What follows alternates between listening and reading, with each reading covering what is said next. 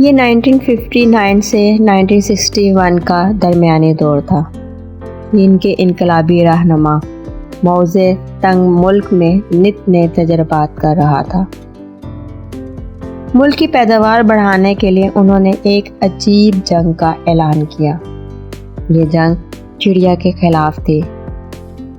ماؤ زے تنگ کا خیال تھا کہ پرندوں کی یہ قسم چاول، گندم اور دیگر فصلوں کو نقصان پہنچاتی ہے، لہٰذا ان کا خاتمہ بہت ضروری ہے۔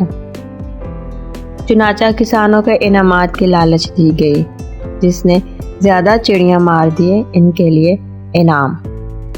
لوگوں نے چڑیوں کے گھونسلے تباہ کر دیے، انڈے توڑ دیے، پکڑ پکڑ کر چڑیوں کے بچے مار دیے۔ اس مہم کے نتیجے میں چڑیا کا وجود ختم ہو گیا۔ درختوں کی ٹہنیاں خالی ہو گئیں، لیکن نتیجہ انتہائی خوفناک نکلا۔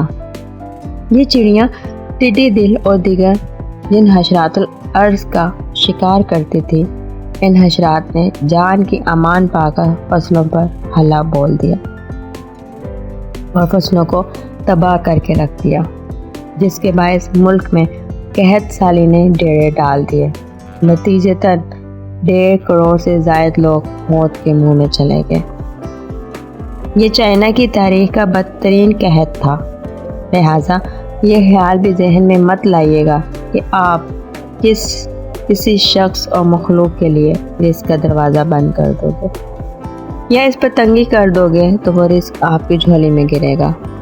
ممکن ہے آپ جس پر رزق کا دروازہ بند کر رہے ہوں وہ آپ کے اوپر سے کئی بلائیں اور مصیبتیں ٹالنے کا کام اپنے رب کی طرف سے مامور ہو، اور آپ اس بات سے بے خبر اس لیے کہ رزق کی تقسیم تو اللہ رازق کی طرف سے ہے۔